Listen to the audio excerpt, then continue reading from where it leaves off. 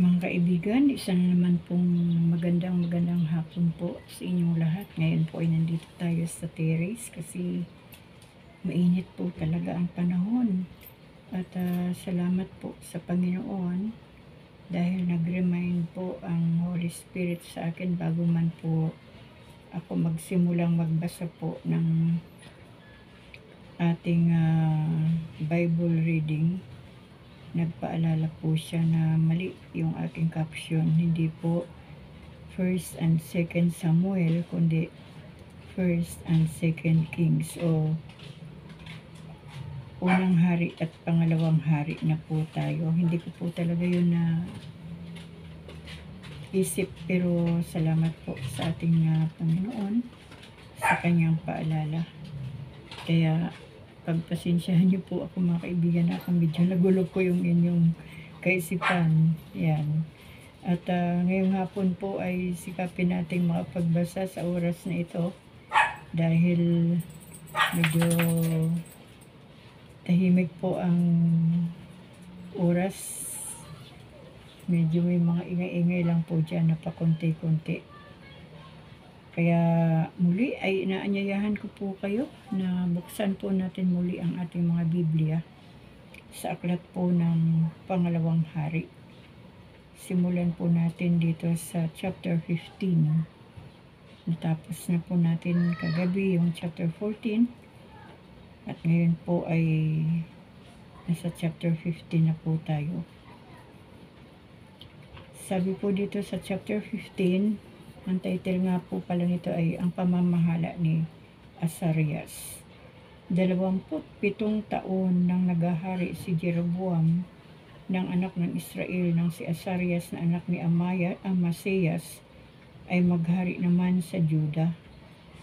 16 na taon siya noon at ang paghahari niya ay tumagal ng 52 taon. Si Hikolia na taga Jerusalem ang kanyang ina. Siya ay naging kalugod-lugod kay Yahweh pagkat sinundan niya ang mga bakas ng kanyang amang si Amasiyas. Gayunman, hindi niya ipinaalis ang mga dambana sa burol, kaya ang mga tao ay patuloy sa pagdadala roon ng mga handog. Pinarusahan siya ni Yahweh, ikinulong siyang mag-isa sa isang bahay pagkat nagkasakit siya ng ketong hanggang sa mamatay. Ang anak niyang si Jotam ang namahala sa Juda. Lahat ng ginawa ni Azarias ay nakatala sa kasaysayan ng mga hari ng Juda. Nang siya'y mamatay, inilibing siya sa libingan ng kanyang mga ninuno sa bayan ni David. Ang anak nga niyang si Jotam ang humalili sa kanya bilang hari ng Juda. Ang pamamahala ni Zacarias. 38 taon ng paghahari ni Azarias sa Juda, nang si Zacarias na anak ni Jeroboam ay maghari sa Israel. Tumagal ito ng 6 na buwan. Hindi siya naging kalugod-lugod kay Yahweh pagkat sinundan niya ang masamang bakas ng kanyang mga ninuno. Tinularan niya ang masamang gawain ni Jeroboam na anak ni Nabat, na siyang naging sanhi sa pagkahulog ng Israel sa pagkakasala. Si Salyum na anak ni Habes ay nakipagsabuatan laban kay Zacarias. Pinatay niya ito sa Ibiam at siya ang pumalit bilang hari ng Israel. Ang mga ginawa ni Zacarias ay nakatala sa kasaysayan ng mga hari ng Israel. Sa ganito natupad ang pangako ni Yahweh kay Jeho nang sabihin niya, ang mga anak mo hanggang sa ika-4 na salinlahi ang maghahari sa Israel. Ang paghahari sa Salyum.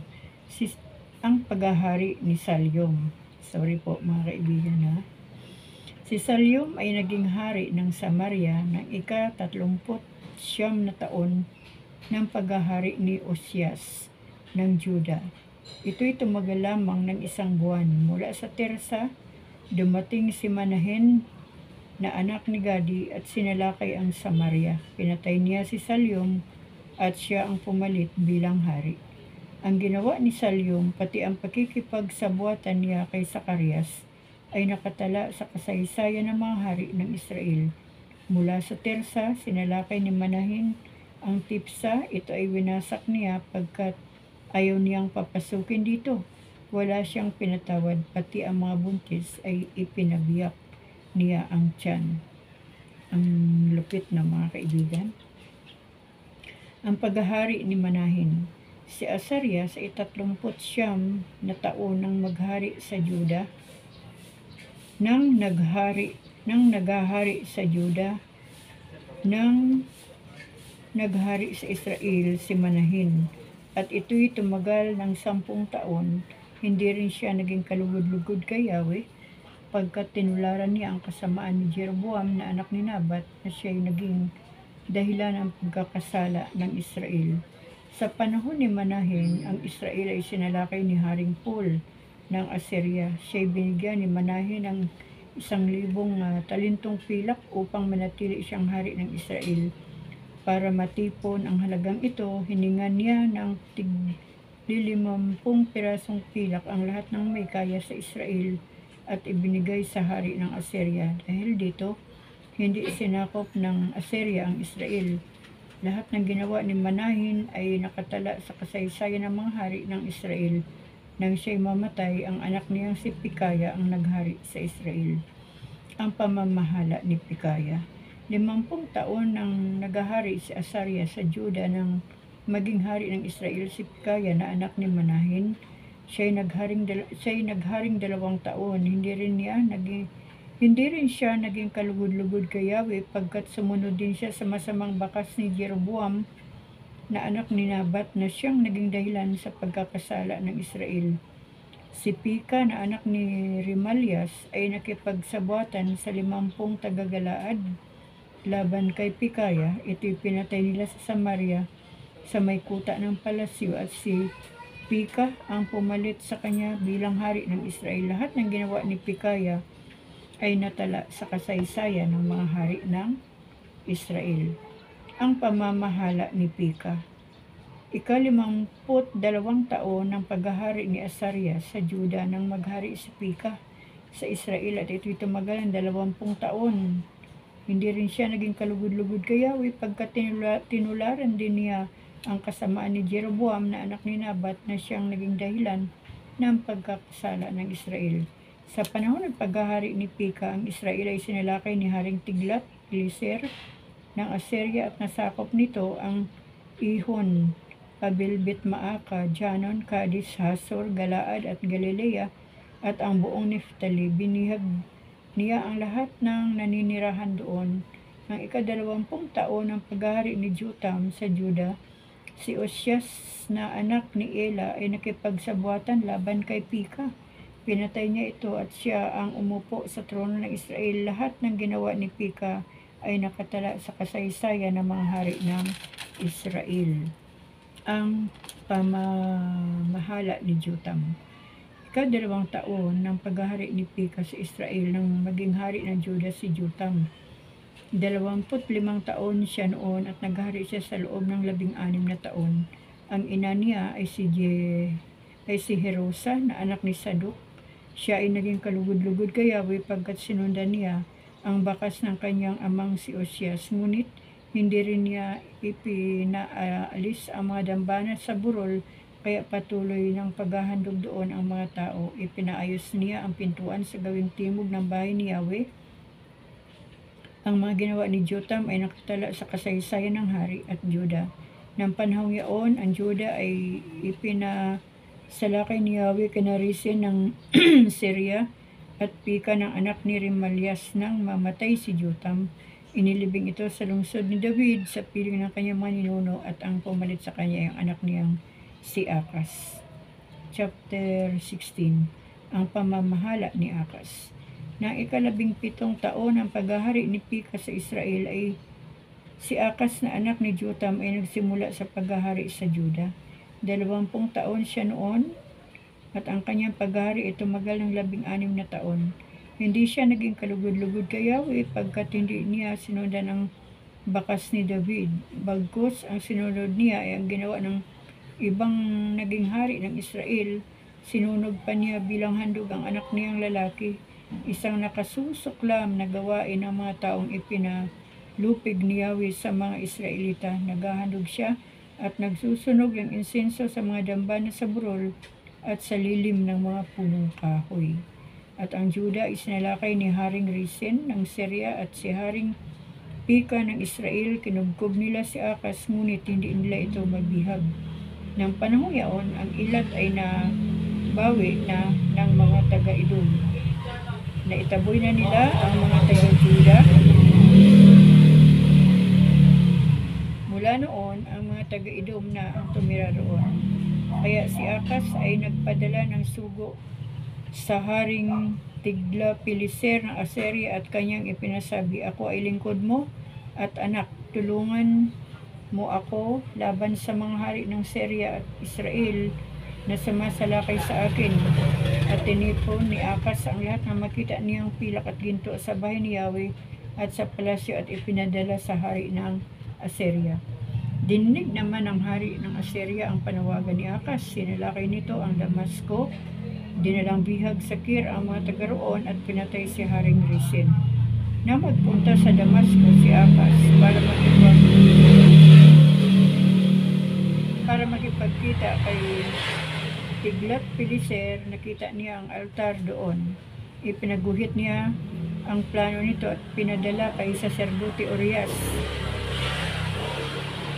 Ipinagawa naman niya ang altar ayon sa plano ni Haring Akas at ito'y ipinayari niya bago makabalik ang hari. Pagdating ng hari, pinagmasdan nito ang altar. Nilapitan niya ito, tumuntong siya sa mga baitang at nagsunog ng handog. Inilagay rin niya rito ang handog na pagkain. Ibinuhos ang handog na inumin at winisikan ng dugo ng handog pangkapayapaan. At ang dating altar na tanso sa harap ng templo ay ipinalipat niya sa gawing timog ng bagong altar. Sinabi niya kay Saserdote Urias, "Lahat ng handog ay sa malaking altar susunugin. Ang handog sa umaga at ang handog sa gabi, ang tanging handog ng hari, pati ang handog na butil, ang susunuging handog ng mga tao, ang handog nilang pagkain, at ang dugo ng lahat ng handog na susunugin at ng mga hain. Tungkol sa lumang altar, pag-iisipan ko pa kung ano ang dapat gawin." Lahat ng utos ni Haring Akas ay sinunod ng saserdoteng si Urias.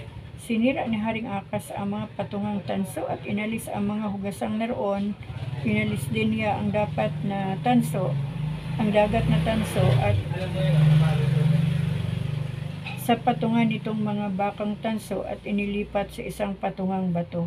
Ipinaalis din niya ang tanging luklukan ng hari sa patio ng templo at ipinasarhan ang daanan ng hari papunta sa bahay ni Yahweh upang pagbigyan ang hari ng Assyria. Ang iba pang ginawa ni Haring Akas ay nakatala sa kasaysayan ng mga hari ng Juda. Namatay siya at inilibing sa libingan ng kanyang mga ninuno sa bayan ni David. Ang anak niyang si Sikias ang humalili sa kanya. Chapter 17. Ang pagsakop sa Samaria at sa Israel. 12 taon nang naghahari si Akas sa Juda nang si Osyas na anak ni Ela ay maghari sa Israel. Ito'y tumagal ng 9 na taon. Hindi siya naging kalugod-lugod kay Yahweh. Bagaman, hindi siya naging kasinsama ng mga unang hari ng Israel. Nilupig siya ni Haring Salmanasar ng Assyria at pinabuwis taon-taon. Natuklasan niya na si Haring Osyas ay hindi tapat sa kanya. Ito'y nakipag-ugnayan sa Haring So ng Ehipto at hindi na nagbayad ng buwis. Kaya ipinadakip niya si Haring Osyas at ibinilanggo. Nilusob niya ang Samaria at 3 taon itong kinubkob. Ng 9 na taon ng paghahari ni Osyas, ang Samaria ay sinakop ni Haring Salmanasar ng Assyria. Dinala niyang bihag ang mga Israelita at ikinalat sa hala ng Habor o ilog ng Gusan at sa mga lungsod ng Medos.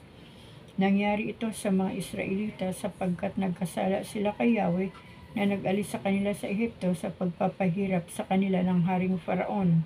Sila'y naglilingkod sa ibang Diyos at nakiayon sa kaugalian ng mga taong itinaboy ni Yahweh mula sa lupaing sinakop nila. Bukod dito, sumunod sila sa mga kaugalian itinatag ng mga hari ng Israel. Sila'y gumawa ng mga bagay na labag sa kalooban ni Yahweh. Nagtayo sila ng mga dambana sa burol sa bawat bayan mula sa pinakamalaki hanggang sa pinakamaliit. Naglagay sila ng mga ribolto at asyera sa mga burol at sa lilim ng punong kahoy. Nagsusunog sila roon ng insenso tulad ng ginagawa ng mga pinalayas ni Yahweh sa mga lupaing sinakop nila. At nagalit sila sa kanila dahil sa mga kasamaang ito. Naglingkod nga sila sa mga Diyos-Diyosan, bagamat ito'y ipinagbabawal ni Yahweh dahil sa kasamaan nilang ito, ang Israel at ang Juda ay binabalaan ni Yahweh sa pamagitan ng mga propeta. Ganito ang ipinasabi niya: talikdan ninyo ang inyong mga kasamaan at mamuhay ayon sa kautosang ibinigay ko sa inyong mga ninuno sa pamagitan ng mga propeta. Ngunit hindi nila ito pinansin, sa halip nagmatigas sila tulad ng kanilang mga ninuno na hindi nanalig kay Yahweh bilang kay-Yahweh nilang Diyos. Ipinagwalang bahala nila ang kautosan, ang pakikipagtipan kay Yahweh ng kanilang mga ninuno at ang babala niya sa kanila. Sila'y naglingkod sa mga Diyos na walang kabuluhan, kaya nawalan sila ng kabuluhan. Nakibagay sila sa mga bansang nakapaligid sa kanila, bagaman sa simula pa'y ipinagbawal na ito ni Yahweh. Tinilikdan nila ang kautusan ni Yahweh na kanilang Diyos at gumawa ng 2 guyang ginto. Iginawa rin nila ng ribolto ang Diyos-Diyosan, si Asera. Sinamba nila ang araw, buwan at mga bituin at naglingkod kay Baal. Sinunog nila ang kanilang mga anak, lalaki at babae bilang handog. Nanghula sila at nagparusa sa paggawa ng masama. Dahil dito, labis na napuot sa kanila si Yahweh, kaya itinaboy silang lahat mula sa kanyang harapan, liban sa lipi ni Juda. Ang Juda man ay hindi rin sumunod sa kautusan ni Yahweh. Tinularan nila ang kasama ng Israel, kaya itinakwil din sila ni Yahweh. Sila'y pinahirapan niya at ibinigay sa mga kaaway ng mga 10 lipi. Nang ang 10 lipi ni Israel ay ihiwalay ni Yahweh sa sambahayan ni David, pinili nilang maging hari si Jeroboam na anak ni Nabat. Sila'y inakay nito sa pagkakasala kay Yahweh. Tinularan nila ang kasamaan ni Jeroboam at hindi sila nagbago, kaya itinakwil sila ni Yahweh tulad ng babala sa kanila ng mga propeta. Ang mga Israelita ay itinapon sa Assyria. Muling pinatirhan ang Samaria. Ang Samaria ay pinatirhan ng hari ng Assyria sa mga taga-Babylonia, Kuta, Ava, Hamat at Sifarbaim. Nang bago pa lamang sila roon, hindi sila naglingkod kay Yahweh, kaya sila'y ipinalusob niya at ipinalapa sa mga leon. May nagsabi sa hari ng Assyria, hindi alam ng mga taong pinatira mo sa mga lungsod ng Samaria kung ano ang batas ng Diyos doon. Dahil dito sila'y ipinakakain niya sa mga leon. Kaya ipinasundo ng hari ng Assyria ang isa sa mga saserdoting kasama ng mga Israelitang itinapon at pinatira sa Samaria upang maituro sa mga tao ang kautusan ng Diyos. At kinuha nga nila ang isa sa mga saserdoting itinapon at ibinalik sa Samaria. Itinuro niya sa mga tao kung paano sila maglilingkod kay Yahweh. Ang mga taga-Babylonia, Kuta, Ava, Hamat at Sifarbaim ay tinuruan na kung paano sila maglilingkod kay Yahweh. Gayunman, gumawa sila ng kanilang Diyos-Diyusan at inilagay sa mga altar na ginawa ng mga taga-Samaria sa burol. Sukot binot ang ginawa ng mga taga-Babylonia. Nergal ang sa taga-Kuta, Asima ang sa mga taga-Hamat, Nibkas at Tartak ang sa mga Aviyo, Adramilik at Anomilik naman ang sa mga taga-Sar Sifarbaim. Nagsunog sila ng kanilang mga anak bilang handog sa Diyos-Diyusan nilang si Adramilik. Kumilala rin sila kay Yahweh, kaya sila nagtalaga ng iba't ibang uri ng tao bilang mga saserdote, at ang mga ito ang naghahandog sa mga dambana sa burol para sa kanila. Ngunit patuloy pa rin sila sa paglilingkod sa kanilang Diyos-Diyusan tulad ng kaugalian sa mga bansang pinanggalingan nila.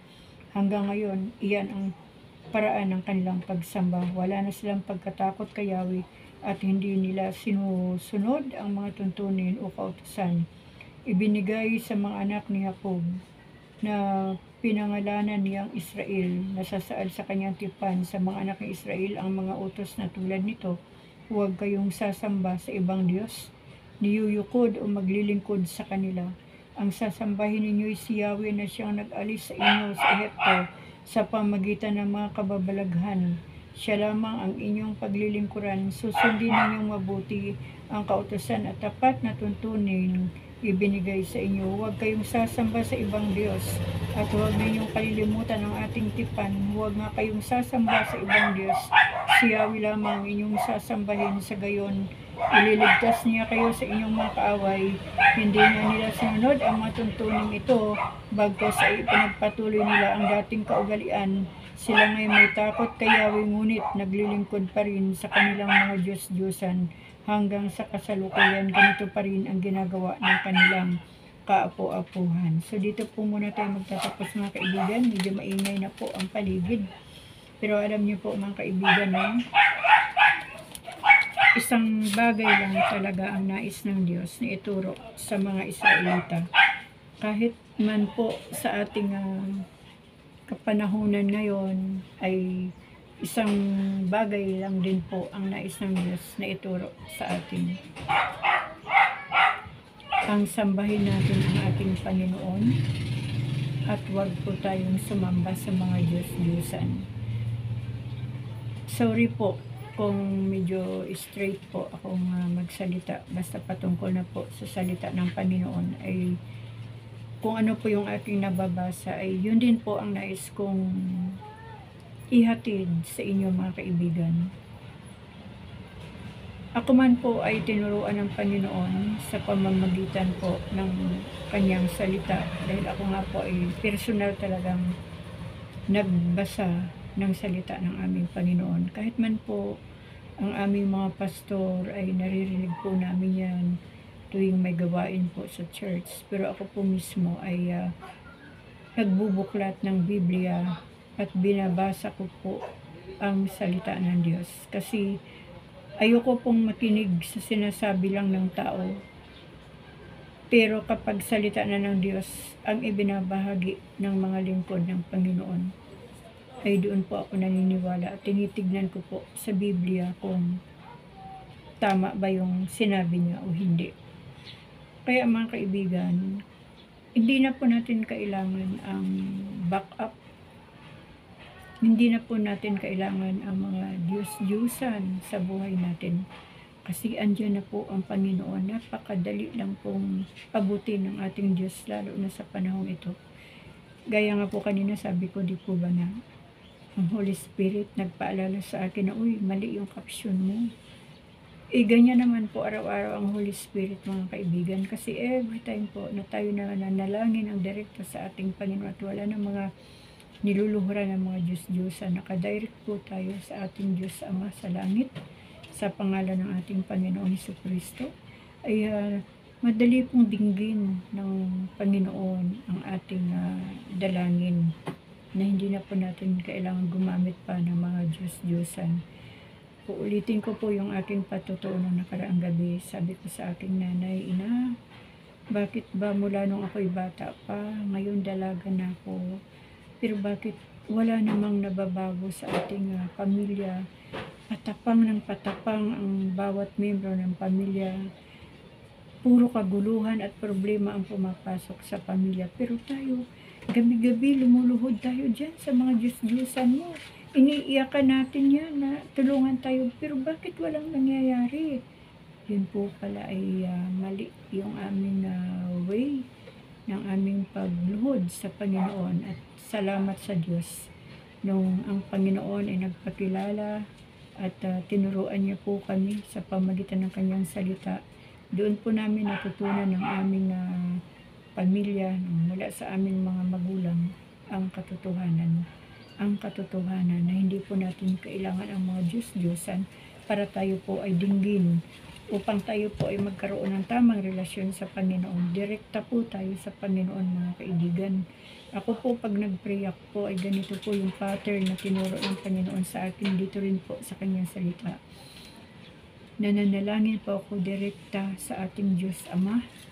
At doon po sa ending ng ating pananalangin ay sinasabi ko, Ama, ang lahat ng ating dalangin na hinihiling ko sa iyo sa oras na ito ay hinihiling ko rin po ito sa pangalan ng iyong bugtong na anak na si Jesus. Yan, dahil nababasa naman po natin sa mga susunod na mga talata sa New Testament na ang Ama at ang Anak ay iisa.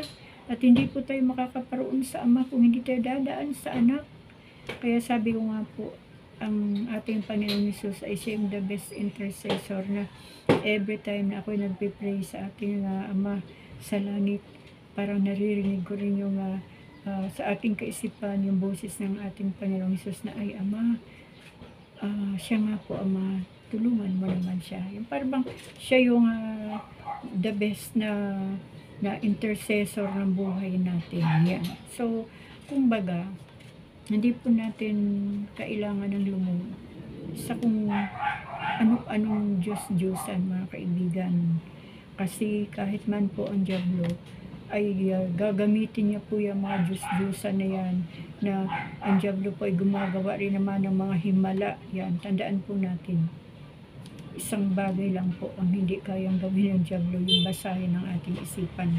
Pero ang Diablo ay nag-aanyong tuka din, nag-aanyong Diyos din. Maano po yan, sinungaling po yan ang Diablo. Kaya pag tayo po ay nagbabasa ng salita ng Panginoon, hindi po tayo maililigaw ng kahit sino pa man. Hindi po tayo maililigaw. Kasi po, ang salita ng Diyos, ang siyang magbibigay sa atin ng katatagan, ang magbibigay sa atin ng lakas, ang magtuturo sa atin ng tama, at siya po ang maglalayo sa atin sa kapahamakan. Napansin niyo po ba yung aking binasa mula chapter 15 to 17? Pinaulit-ulit ng Diyos na huwag kayong sasamba sa ibang Diyos, huwag ninyong kalilimutan ang tipan, huwag kayong sasamba sa ibang Diyos. Ito po ay nandito sa chapter 17 verse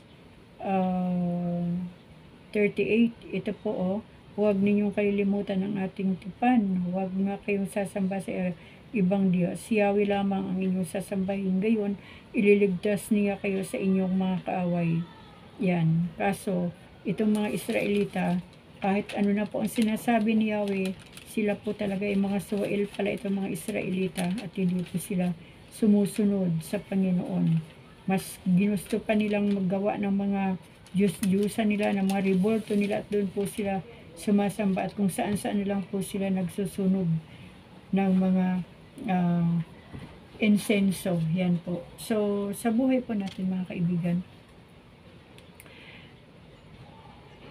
manalangin po tayo na talagang itama ng Diyos yung ating uri ng ating pananampalataya sa Kanya, uri ng relasyon natin sa Kanya, at uri ng pamumuhay natin bilang mga anak ng Diyos. Kasi kahit anuman ang basa natin ng Biblia, kahit man mabasa natin ang Biblia from Genesis to last Revelation, kung hindi naman po nakikita sa buhay natin yung ebidensya ng salita ng Diyos at ebidensya ng ating pagiging tunay na anak ng Diyos, baliwala lang po ito. Wala rin pong mapupuntahan ang buhay ng isang tao na wala rin namang natututunan sa salita ng Diyos at hindi rin nakikita sa buhay niya ang salita ng ating Panginoon. Kaya mga kaibigan, dito po tayo muli magtatapos sa chapter 17, at bukas po uli ay simulan po natin chapter 18. At maraming salamat po sa inyong pakikinig, sa inyong panunood ng aking mga videos, mula po sa long videos natin, short videos, at lahat po ng aking mga content, mga kwento dito po sa aking YouTube channel. Nawa po ay hindi po kayo nagagalit sa akin o hindi po kayo nagtatampo sa akin. Ang sinasabi ko lamang po ngayon ay nakabase po sa salita ng ating Panginoon. Kasi po kaya nga po ako nandito sa YouTube channel ko, Sarili Mysteries, para ihayag po ang katotohanan. Ang katotohanan na siyang magpapalaya po sa atin, na wala pong ibang Diyos, wala pong tagapagligtas, wala pong ibang napako sa krus, kundi ang ating Panginoong Hesus lamang. At yan lang po ang ninanais ng Diyos, na lahat po tayo ay makauwi sa kanyang kaharian, sa kanyang kalangitan. At kapag tama po yung tema ng ating pananampalataya at relasyon sa Panginoon, at nakikita sa buhay natin ang resulta ng ating pananampalataya at salita ng Diyos, tiyak na tiyak po mga kaibigan, magkikita po tayo sa kaharian ng ating Panginoon. Baka doon po tayo magkwentuhan, ay really mixed stories. Isa po ako sa nakinig ng salita ng Diyos na inyong binabasa. So, mangyayari at mangyayari po yan. Kasi hindi po ito kagustuhan ko lang ang pagpunta ko dito sa aking YouTube channel. Hindi rin po aksidente na inyong nabubuksan ang aking YouTube channel. Kundi yan po ay kaparaanan ng ating Panginoon. Kaya mga kaibigan, muli, ako po ay pansamantala naman magpapaalam sa inyo. At sa araw po ng bukas ay magkita-kita po tayo dito sa aking YouTube channel. Patuloy po tayong pagpalain ng ating Panginoon. Amen.